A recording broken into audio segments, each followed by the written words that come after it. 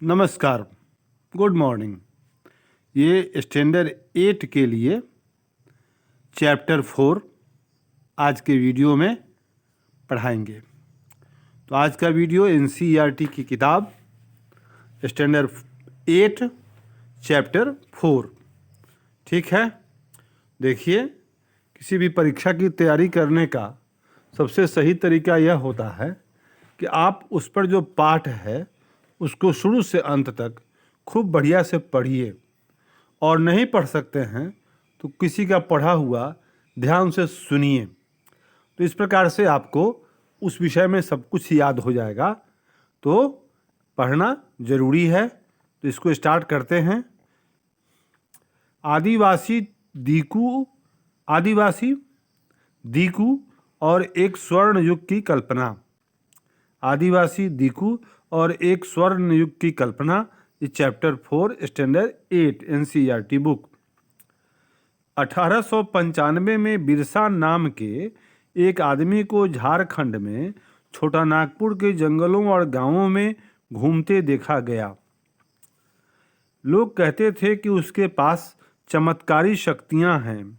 वह सारी बीमारियां दूर कर सकता था और अनाज की छोटी सी ढेरी को कई गुना बढ़ा देता था। बिरसा ने खुद यह ऐलान कर दिया था कि उसे भगवान ने लोगों की रक्षा और उनको दीकुओं मतलब बाहरी लोगों को आदिवासियों की भाषा में बोला जाता है दीकुओं की गुलामी से आज़ाद कराने के लिए भेजा है। कुछ समय के भीतर हजारों लोग बिरसा के पीछे चलने लगे। वे उसे भगवान मानते थे। उन्हें यकीन था कि वह उनकी समस्याएं दूर करने आया है। बिरसा का जन्म एक मुंडा परिवार में हुआ। मुंडा एक जनजातीय समूह है जो छोटा नागपुर में रहता है। बिरसा के समर्थकों में इलाके के दूसरे आदिवासी जैसे संथाल और उरांव भी शामिल थे। ये सभी अपने आसपास आ रहे बदलावों और अंग्रेज शासन के कारण पैदा हो रही समस्याओं से बेचैन थे। उनकी परिचित जीवन पद्धति नष्ट होती दिखाई दे रही थी, आजीविका खतरे में थी और धर्म छिन्न भिन्न हो रहा था। बिरसा किन समस्याओं को हल करना चाहता था? जिन्हें दीकू कहा जा रहा था, वे बाहरी लोग कौन थे? उन्होंने इलाके के लोगों को गुलाम कैसे बना लिया? अंग्रेजों के राज में आदिवासियों के साथ क्या हो रहा था? आदिवासियों का जीवन किस तरह बदल रहा था? इस अध्याय में हम ऐसे ही कुछ सवालों पर विचार करने वाले हैं। पिछले साल आपने आदिवासी समाजों के बारे में पढ़ा था। ज़्यादातर कबीलों के रीति रिवाज और रस्में ब्राह्मणों द्वारा निर्धारित रीति रिवाजों और रस्मों से बहुत अलग थीं। इन समाजों में ऐसे गहरे सामाजिक भेद भी नहीं थे जो जाति पर आधारित समाजों में दिखाई देते हैं। एक कबीले के सारे लोग कुटुंब के बंधनों में बंधे होते थे, लेकिन इसका यह मतलब भी नहीं है कि आदिवासियों के बीच कोई आर्थिक और सामाजिक फर्क नहीं था। आदिवासियों में एक रिश्तेदारी होती है, एक कुटुंब होता है, एक परिवार के लोग सदस्य होते हैं, सारे लोगों में एक रिश्ता होता है। पर इसके अलावा आर्थिक और सामाजिक दृष्टिकोण से कुछ फर्क भी थे जिन्हें भी पढ़ना जरूरी है। जनजातीय समूह किस तरह जीते थे, अब हम लोग इस पर ध्यान देंगे। 19वीं सदी तक देश के विभिन्न भागों में आदिवासी तरह तरह की गतिविधियों में सक्रिय थे। कुछ झूम की खेती करते थे। झूम की खेती, उनमें से कुछ समुदाय झूम खेती करते थे। झूम खेती घुमंतू खेती को कहा जाता है। घूमना और खेती करना, जहाँ बैठे वहाँ खेती कर लिए, जहाँ बसेरा हुआ वहाँ खेती किए। खेत का कोई अस्थाई नहीं है, तो उसको बोलते हैं झूम की खेती। इस तरह की खेती अधिकांशतः जंगलों में छोटे छोटे भूखंडों पर की जाती थी। ये लोग जमीन तक धूप लाने के लिए पेड़ों के ऊपरी हिस्से काट देते थे और ज़मीन पर उगी घास फूस जलाकर साफ कर देते थे। इसके बाद वे घास फूस के जलने पर पैदा हुई राख को खाली ज़मीन पर छिड़क देते थे। इस राख में पोटाश होती थी जिससे मिट्टी उपजाऊ हो जाती थी। वे कुल्हारों से पेड़ों को काटते थे और कुदालों से ज़मीन की ऊपरी सतह को खुरच देते थे। वे खेतों को जोतने और बीज रोपने की बजाय उन्हें बस खेत में बिखेर देते थे। जब एक बार फसल तैयार हो जाती थी तो उसे काटकर वे दूसरी जगह के लिए चल पड़ते थे जहाँ से उन्होंने सब अभी फसल काटी थी। वह जगह कई साल तक पड़ी रहती थी। पड़ती मतलब बंजर भूमि जिस पर कुछ नहीं होता था, उसे बोलते हैं बंजड़ अर्थात पड़ती। ठीक है। बिना खेती छोड़ दी जाने वाली ज़मीन ताकि उसकी मिट्टी दोबारा उपजाऊ हो जाए। साल एक पेड़ का नाम है। महुआ एक फूल जिसे खाया जाता है या शराब बनाने के लिए इस्तेमाल किया जाता है। ये सब उन प्रदेशों में होते थे। घुमंतू किसान मुख्य रूप से पूर्वोत्तर और मध्य भारत की पर्वतीय व जंगली पट्टियों में ही रहते थे। इन आदिवासी समुदायों की जिंदगी जंगलों में बेरोक टोक आवाजाही और फसल उगाने के लिए ज़मीन और जंगलों के इस्तेमाल पर आधारित थी। वे केवल इसी तरीके से घुमंतू खेती कर सकते थे। कुछ शिकारी और संग्राहक थे। बहुत सारे इलाकों में आदिवासी समूह पशुओं का शिकार करके और वन्य उत्पादों को इकट्ठा करके अपना काम चलाते थे। वे जंगलों को अपनी जिंदगी के लिए बहुत ज़रूरी मानते थे। उड़ीसा के जंगलों में रहने वाला खोंड समुदाय इसी तरह का एक समुदाय था। इस समुदाय के लोग टोलियां बनाकर शिकार पर निकलते थे और जो हाथ लगता था उसे आपस में बांट लेते थे। वे जंगलों से मिले फल और जड़ें खाते थे, रूट्स और फ्रूट्स। खाना पकाने के लिए वे साल और महुआ के बीजों का तेल इस्तेमाल करते थे। इलाज के लिए वे बहुत सारी जंगली जड़ी बूटियों का इस्तेमाल करते थे और जंगलों से इकट्ठा हुई चीज़ों को स्थानीय बाज़ारों में बेच देते थे। जब भी स्थानीय बुनकरों और चमड़ा कारीगरों को कपड़े व चमड़े की रंगाई के लिए कुसुम और पलाश के फूलों की ज़रूरत होती थी तो वे खुंड समुदाय के लोगों से ही कहते थे। इन समुदायों को चावल और अन्य अनाज कहाँ से मिलते थे? कई बार तो चीज़ों की अदला बदली से काम चल जाता था। वे अपने कीमती वन उत्पादों के बदले ज़रूरत की चीज़ें ले लेते थे। कई बार उन्हें ज़रूरी चीज़ें खरीदने के लिए अपनी मुट्ठी भर आमदनी का सहारा लेना पड़ता था। उनमें से कई लोग आसपास के गांवों में नौकरी भी करते थे। कोई बोझ ढोता था, कोई सड़क निर्माण कार्य में नौकरी करता था, कोई आदिवासी खेत मजदूर थे। जब वन उत्पाद कम पड़ जाते थे तो आदिवासियों को मजदूरी के लिए ज़्यादा भटकना पड़ता था। लेकिन उनमें से बहुत सारे समुदाय जैसे मध्य भारत के बैगा औरों के लिए काम करने से कतराते थे। ये बैगा औरों के लिए काम नहीं करते थे। बैगा खुद को जंगल की संतान मानते थे जो केवल जंगल की उपज पर ही जिंदा रह सकती है। मजदूरी करना बैगाओं के लिए अपमान की बात थी। ये चीज़ें समझे ना, बैगा जनजाति थी जो मजदूरी करने को अपना अपमान समझती थी। वो जो चीज़ें आसपास पैदा नहीं होती थीं उन्हें हासिल करने के लिए आदिवासियों को खरीद फरोख्त भी करनी पड़ती थी। इसकी वजह से वे कभी कभी व्यापारियों और महाजनों पर आश्रित हो जाते थे। व्यापारी बेचने की चीज़ें लेकर आते थे और भारी कीमत पर चीज़ें बेचते थे। सूदखोर महाजन भी आदिवासियों को कर्जा तो देते थे लेकिन उसका ब्याज बहुत ज़्यादा होता था। इस तरह बाजार और वाणिज्य ने आदिवासियों को कर्ज और गरीबी में ढकेल दिया था। लिहाजा वे महाजनों और व्यापारियों को बाहरी शैतान और अपनी सारी मुसीबतों की जड़ मानने लगे थे।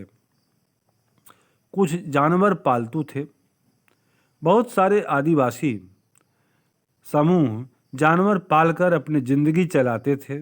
वे चरवाहे जो मौसम के हिसाब से मवेशियों या भेड़ों के रेवड़ लेकर यहाँ से वहाँ जाते रहते थे। जब एक जगह घास खत्म हो जाती थी तो वे दूसरे इलाके में चले जाते थे। पंजाब के पहाड़ों में रहने वाले वन गुज्जर और आंध्र प्रदेश के लबाड़िया आदि समुदाय गाय भैंस के झुंड पालते थे। कुल्लू के गद्दी समुदाय के लोग गरेड़िए थे और कश्मीर के बकरवाल बकरियां पालते थे। अगले साल इतिहास की पाठ्यपुस्तक में आप उनके बारे में विस्तार से पढ़ेंगे। अगले साल मतलब अगले क्लास में, मतलब स्टैंडर्ड 9 में।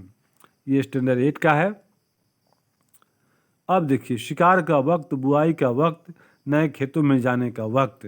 क्या आपने कभी इस बात पर ध्यान दिया है कि विभिन्न प्रकार के समाजों में रहने वाले लोगों की काम और समय के बारे में समझदारी एक जैसी नहीं होती? विभिन्न क्षेत्रों में रहने वाले घुमंतू आदिवासियों और शिकारियों की जिंदगी एक खास क्रम और मर्द औरत के बीच कामों के बंटवारे से चलती थी। ब्रिटिश मानव विज्ञानी वेरियर एल्विन ने 1930 और 1940 के दशकों में कई साल मध्य भारत के बैगा और खोंड समुदायों के बीच बिताए थे। एल्विन द्वारा लिखित निम्नलिखित अंशों को पढ़कर इस समय क्रम और कामों के बंटवारे को समझा जा सकता है। वे लिखते हैं, चैत में औरतें इकट्ठा करने और बचे खुचे ठूंठों को काटने जाती थी। पेड़ के टूटे हुए भाग उनको बोलते हैं ठूंठ। पुरुष बड़े पेड़ों को काटते थे और शिकार पर जाते थे। शिकार पूरे चांद के समय पूर्व से शुरू होता था। शिकार के लिए बांस के फंदों का इस्तेमाल करते थे। औरतें सागो, इमली और मशरूम, कुकुरमुत्ता आदि फल बीनकर लाती थीं। बैगा औरतें या तो केवल जड़ें या कंद इकट्ठा करती हैं या महुआ के बीज इकट्ठा करती हैं। मध्य भारत के आदिवासियों में बैगाओं का सबसे अच्छा शिकारी माना जाता था। बैगाओं को बैसाख में जंगलों को जलाया जाता था। औरतें अधजली लकड़ियों को ईंधन के लिए बीन लेती थीं। आदमी शिकार पर जाते रहते थे लेकिन गांव से दूर नहीं जाते थे। जेठ में बुआई होती थी और शिकार चलता रहता था। आषाढ़ में भादों तक मर्द खेतों में काम करते थे। क्वाड़ में फलियां आने लगती थीं और कार्तिक कुटकी में पक जाती थीं। अगहन में सारी फसल तैयार हो जाती थी और पूस में फटकन किया जाता था। नाच गाना और शादियां भी पूस के महीने में ही होती थीं। माघ में पुरुष नए बेवड़ की तरफ चल देते थे। इस दौरान शिकार व चीज़ों का संग्रह ही जीने की मुख्य गतिविधि होती थी। यह चक्र पहले साल का होता था। दूसरे साल शिकार के लिए ज़्यादा समय मिल जाता था क्योंकि केवल कुछ फसलों की ही बुआई कटाई होती थी। क्योंकि भोजन काफ़ी होता था इसलिए पुरुष बेवरों में ही रहते थे। तीसरे साल में भोजन के लिए वन उत्पादों की भी ज़रूरत पड़ने लगती थी। वेरियन एल्विन द्वारा लिखित बैगा 1939 और एल्विन की अप्रकाशित रचना notes on the Khonds, Verrier Elwin papers, Nehru स्मृति संग्रहालय एवं पुस्तकालय पर आधारित है। कुछ लोग एक जगह खेती करते थे। बेवर क्या है? तो मध्य प्रदेश में घुमंतू खेती के लिए इस्तेमाल होने वाला शब्द। ठीक। अब कुछ लोग एक जगह खेती करते थे। 19वीं सदी से पहले ही बहुत सारे जनजातीय कबीले एक जगह टिक कर खेती करने लगे थे। वे बार बार जगह बदलने की बजाय साल दर साल एक ही जगह खेती करते थे। वे हलों का इस्तेमाल करने लगे थे और धीरे धीरे उन्हें ज़मीन पर अधिकार भी मिलते जा रहे थे। वे बहुत सारे समुदायों में छोटा नागपुर के मुंडाओं की तरह ज़मीन पर पूरे कबीले की संपत्ति होती थी। कुल के सभी सदस्यों को उन मूल निवासियों को का वंशज माना जाता था जिन्होंने सबसे पहले आकर ज़मीन को साफ किया था। लिहाजा ज़मीन पर सभी का बराबर हक होता था। फिर भी अक्सर ऐसा होता था कि कुल के कुछ लोग औरों से ज़्यादा ताकत जुटा लेते थे, कुछ मुखिया बन जाते थे और बाकी उनके अनुयायी होते थे। जो ताकतवर होते थे वे खुद खेती करने की बजाय अक्सर अपनी ज़मीन बंटाई पर दे देते थे। ब्रिटिश अफसरों को गोंड और संथाल जैसे एक जगह ठहरकर रहने वाले आदिवासी समूह शिकारी संग्राहक या घुमंतू खेती करने वालों के मुकाबले ज़्यादा सभ्य दिखाई देते थे। जंगलों में रहने वालों को जंगली और बर्बर माना जाता था। अंग्रेज़ों को लगता था कि उन्हें अस्थायी रूप से एक जगह बसाना और सभ्य बनाना जरूरी है। औपनिवेशिक शासन से आदिवासियों के जीवन पर क्या असर पड़े? ब्रिटिश शासन के दौरान आदिवासी समूहों का जीवन बदल गया। आइए देखते हैं कि ये बदलाव क्या हुए। आदिवासी मुखियाओं का क्या हुआ?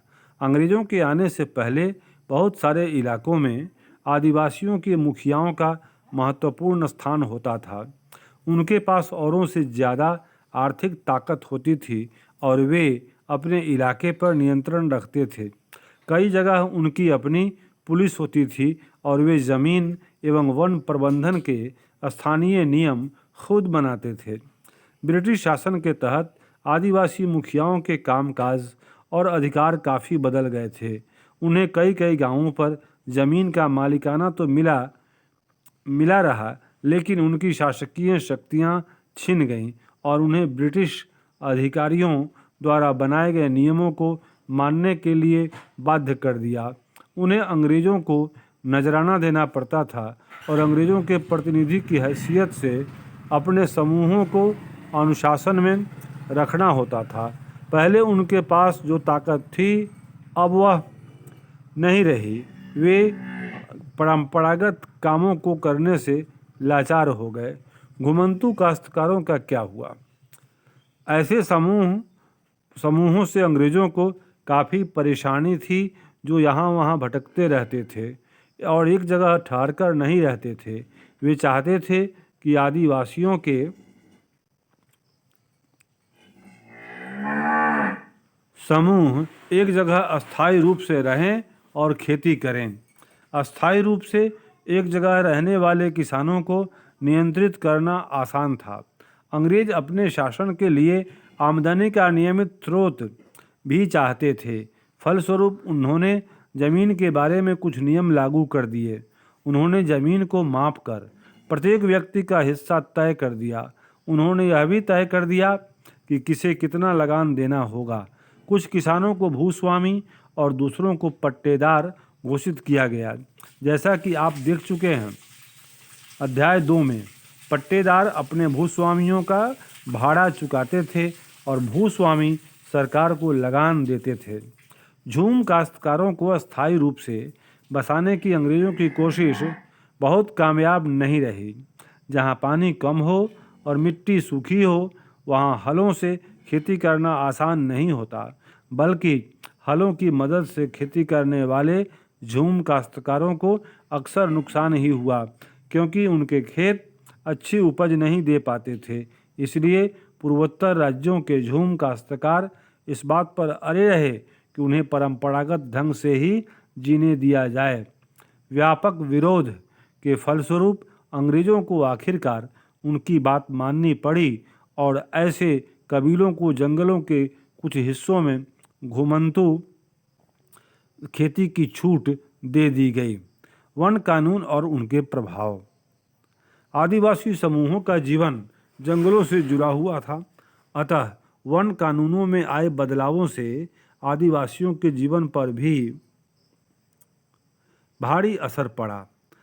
अंग्रेज़ों ने सारे जंगलों पर अपना नियंत्रण स्थापित कर लिया था और जंगलों को राज्य की संपत्ति घोषित कर दिया था। कुछ जंगलों को आरक्षित वन घोषित कर दिया गया।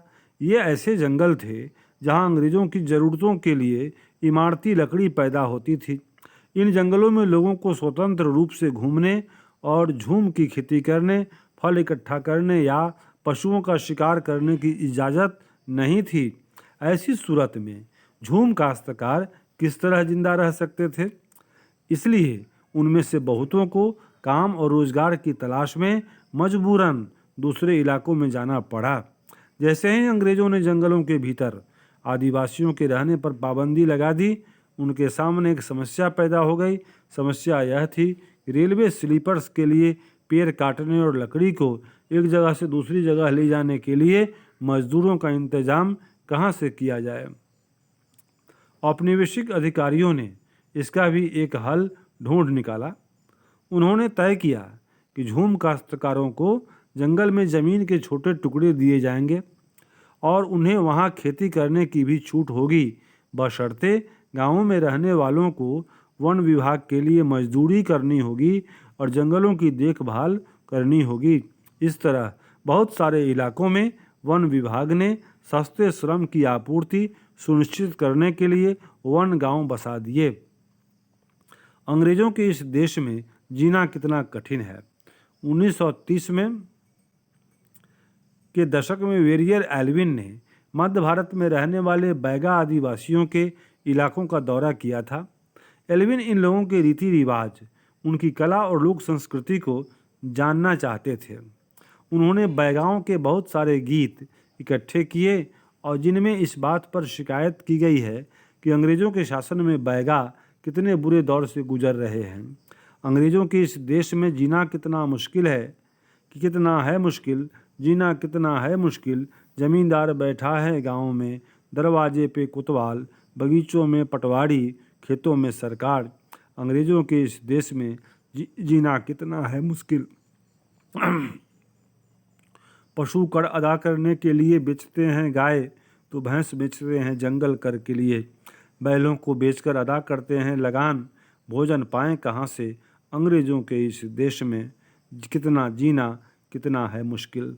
ये कविता, यह गीत जो आदिवासी समूह बैगा समूह गाते थे, जिसमें अंग्रेज़ों के शासनकाल में आदिवासियों की स्थिति का ज्ञान होता है। बहुत सारे आदिवासी समूहों ने औपनिवेशिक वन कानूनों का विरोध किया। उन्होंने नए नियमों का पालन करने से इनकार कर दिया और उन्हीं तौर तरीकों से चलते रहे जिन्हें सरकार गैर कानूनी घोषित कर चुकी है। कई बार उन्होंने खुलेआम बगावत भी कर दी। 1906 में सोंग्राम संगमा द्वारा असम में और 1930 के दशक में मध्य प्रांत में हुआ वन सत्याग्रह इसी तरह के विद्रोह थे। 1930 और 1906 में ये अंग्रेज़ों ने जो सरकार ने गैर कानूनी घोषित किया था जंगलों को, उसके विरोध में। आदिवासी वहाँ बस नहीं सकते थे, तो औपनिवेशिक कानून बने थे आदिवासियों के संबंध में, उसका विरोध किया था इन लोगों ने 1906 में सोंग्राम संगमा द्वारा और 1930 के दशक में मध्य प्रांत में हुआ था। व्यापार की समस्या। 19वीं शताब्दी के दौरान जनजातीय समूहों ने पाया कि व्यापारी और महाजन जंगलों में जल्दी जल्दी आने लगे हैं। वे वन उपज खरीदने, नकद कर्जा देने और आदिवासियों को मजदूरी पर रखने के लिए आ रहे थे। इन सारे बदलावों से क्या असर पड़ने वाले हैं, यह समझने में आदिवासियों को कुछ समय लगा। यह समझने के लिए आइए रेशम उत्पादकों की स्थिति को देखें। 18वीं सदी में भारतीय रेशम की यूरोपीय बाज़ारों में भारी मांग थी। भारतीय रेशम की अच्छी गुणवत्ता सबको आकर्षित करती थी और भारत का निर्यात तेज़ी से बढ़ रहा था। जैसे जैसे बाज़ार फैला, ईस्ट इंडिया कंपनी के अफसर इस मांग को पूरा करने के लिए रेशम उत्पादन पर जोर देने लगे। वर्तमान झारखंड में स्थित हजारीबाग के आसपास रहने वाले संथाल रेशम के कीड़े पालते थे। रेशम के व्यापारी अपने एजेंटों को भेजकर आदिवासियों को कर्जे देते थे और उनमें कृमि कोषों को इकट्ठा कर लेते थे। 1000 कृमि कोषों के लिए 3-4 रुपये मिलते थे। इसके बाद इन कृमि कोषों को बर्दवान या गया भेज दिया जाता था, जहां उन्हें 5 गुना कीमत पर बेचा जाता था। निर्यातकों और रेशम उत्पादकों के बीच कड़ी का काम करने वाले बिचौलियों को जमकर मुनाफा होता था। रेशम उत्पादकों को बहुत मामूली फ़ायदा मिलता था। स्वाभाविक है कि बहुत सारे आदिवासी समुदाय बाजार और व्यापारियों को अपना सबसे बड़ा दुश्मन मानने लगे थे। काम की तलाश। काम की तलाश में घर से दूर जाने वाले आदिवासियों की दशा तो और भी खराब थी। 19वीं सदी के आखिर से ही चाय बागान फैलने लगे थे। खनन उद्योग भी एक महत्वपूर्ण उद्योग बन गया था। असम के चाय बागानों और झारखंड की कोयला खदानों में काम करने के लिए आदिवासियों को बड़ी संख्या में भर्ती किया गया। इन लोगों को ठेकेदारों की मार्फत भर्ती किया जाता था। या ये ठेकेदार न केवल उन्हें बहुत कम वेतन देते थे, बल्कि उन्हें वापस घर भी लौटने नहीं देते थे। वे बंधुआ मजदूर जैसे हो जाते थे। नज़दीक से देखने पर 19वीं और 20वीं शताब्दियों के दौरान देश के विभिन्न भागों में जनजातीय समूहों ने बदलते कानूनों, अपने व्यवहार पर लगी पाबंदियों, नए करों, व्यापारियों व महाजनों द्वारा किए जा रहे शोषण के खिलाफ कई बार बगावत की। 1831 से 32 में कोल आदिवासियों ने और 1855 में संथालों ने बगावत कर दी थी।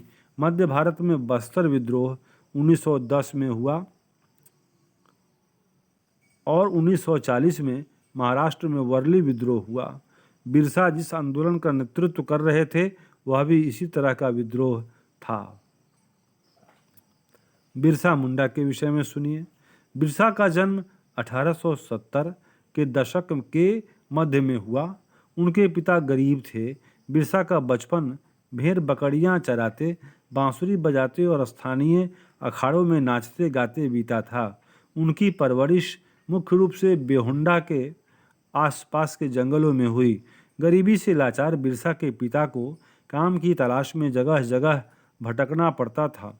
लड़कपन में ही बिरसा ने अतीत में हुए मुंडा विद्रोहों की कहानियां सुन ली थीं। उन्होंने कई बार समुदाय के सरदारों, मुखियाओं को विद्रोह का आह्वान करते देखा था। बिरसा के समुदाय के लोग ऐसे स्वर्ण युग की बात किया करते थे जब मुंडा लोग दिकुओं के उत्पीड़न से पूरी तरह आज़ाद थे। मतलब वह स्वर्ण युग था जब दिकुओं से मुंडा लोग आज़ाद थे, जब कोई विदेशी हुक्मरान उन पर हुकूमत नहीं करता था। वही था स्वर्ण युग। ठीक है। सरदारों का कहना था कि एक बार फिर उनके समुदाय के परंपरागत अधिकार बहाल हो जाएंगे। वे खुद को इलाके के मूल निवासियों का वंशज मानते थे और अपनी ज़मीन की लड़ाई, मुल्क की लड़ाई लड़ रहे थे। वे लोगों को याद दिलाते थे कि उन्हें अपना साम्राज्य वापस पाना है। बिरसा स्थानीय मिशनरी स्कूल में जाने लगे, जहां उन्हें मिशनरियों के उपदेश सुनने का मौका मिला। वहां भी उन्होंने यही सुना कि मुंडा समुदाय स्वर्ग का साम्राज्य हासिल कर सकता है और अपने खोए हुए अधिकार वापस पा सकता है अगर वे अच्छे ईसाई बन जाएं और अपनी खराब आदतें छोड़ दें तो ऐसा हो सकता है। बाद में बिरसा ने एक जाने माने वैष्णव धर्म प्रचारक के साथ भी कुछ समय बिताया। उन्होंने जनेऊ धारण किया और शुद्धता व दया पर जोर देने लगे। अपनी किशोरावस्था में बिरसा जिन विचारों के संपर्क में आए उनसे वह काफ़ी गहरे तौर पर प्रभावित थे। बिरसा का आंदोलन आदिवासी समाज को सुधारने का आंदोलन था। उन्होंने मुंडाओं से आह्वान किया कि वे शराब पीना छोड़ दें, गांवों को साफ करें और डायन और जादू टोने में विश्वास न करें। यहाँ ध्यान देने वाली बात यह है कि बिरसा ने मिशनरियों और हिंदू जमींदारों का भी लगातार विरोध किया।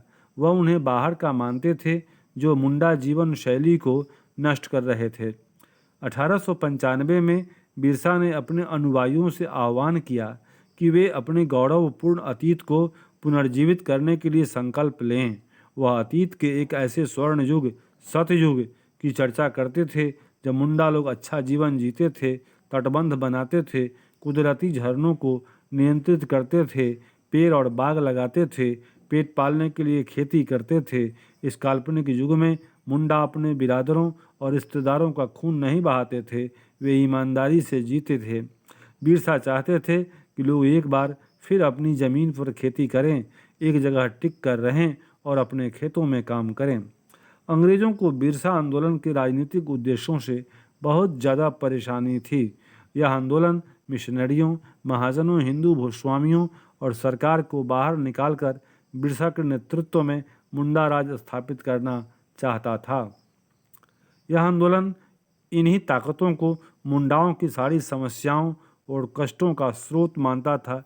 अंग्रेजों की भूनीतियाँ उनकी परंपरागत भूमि व्यवस्था को नष्ट कर रही थीं। हिंदू भूस्वामी और महाजन उनकी ज़मीन छीनते जा रहे थे और मिशनरी उनकी परंपरागत संस्कृति की आलोचना करते थे। जब आंदोलन फैलने लगा तो अंग्रेजों ने सख्त कार्रवाई का फैसला लिया। उन्होंने 1895 में बिरसा को गिरफ्तार किया और दंगे फसाद के आरोप में 2 साल की सज़ा सुनाई। 1897 में जेल से लौटने के बाद बिरसा समर्थन जुटाते हुए गांव-गांव घूमने लगे। उन्होंने लोगों को उकसाने के लिए परंपरागत प्रतीकों और भाषा का इस्तेमाल किया। वे आह्वान कर रहे थे कि उनके नेतृत्व में साम्राज्य की स्थापना के लिए रावणों, दीकू और यूरोपियों को तबाह कर दें। बिरसा के अनुयायी, रावण मतलब वही विदेशी, दीकू और यूरोपीय, माने यहाँ भारत के भी जो लोग दूसरी जगहों के थे वो हुए दीकू, और यूरोपीय तो यूरोप वाले थे ही, वो तो विदेशी थे ही, उनको कहा जाता था रावण। के अनुयायी दीकू और यूरोपीय सत्ता के प्रतीकों को निशाना बनाने लगे। उन्होंने थाने और चर्चों पर हमले किए और महाजनों और जमींदारों की संपत्तियों पर धावा बोल दिया। सफ़ेद झंडा बिरसा राज का प्रतीक था। सन 1900 में बिरसा की हैजे से मृत्यु हो गई और आंदोलन ठंडा पड़ गया। यह आंदोलन 2 मायनों में महत्वपूर्ण था।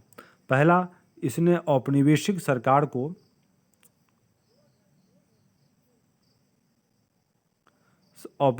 सरकार को ऐसे कानून लागू करने के लिए मजबूर किया जिनके जरिए दीकू लोग आदिवासियों की ज़मीन पर आसानी से कब्जा न कर सकें। दूसरा, इसने एक बार फिर जता दिया कि अन्याय का विरोध करने और औपनिवेशिक शासन के विरुद्ध अपने गुस्से को अभिव्यक्त करने में आदिवासी सक्षम हैं। उन्होंने अपने खास अंदाज में, अपनी खास रस्मों और संघर्ष के प्रतीकों के जरिए इस काम को अंजाम दिया। तो ये हम लोगों ने देखा, ये चैप्टर 8 है आपको, नहीं चैप्टर 4 स्टैंडर्ड 8 के लिए NCERT बुक के हिसाब से।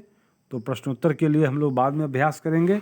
ये पहले चैप्टर पढ़ाया जा रहा है, सारा चैप्टर फिनिशिंग हो जाएगा, उसके बाद सबका प्रश्नोत्तर का लिस्ट बनाएंगे और आपसे डिस्कस करेंगे। तो मेरे दोस्तों, मैंने स्टैंडर्ड 6 और 7 फिनिश कर दिया है, 8 अभी चल रहा है। इसके बाद 9, 10, 11 और 12 तक पढ़ाऊँगा। तो हिस्ट्री का मैं 12 तक का, 6 से 12 तक का सारा अपलोड कर देने वाला हूँ ऐसे ही लगातार। इसलिए आप मेरे वीडियो को लगातार देखिए। आपकी NCERT की हिस्ट्री की तैयारी मैं बहुत अच्छी तरह से करा दूँगा। धन्यवाद इसको देखने के लिए। आपका दिन मंगलमय।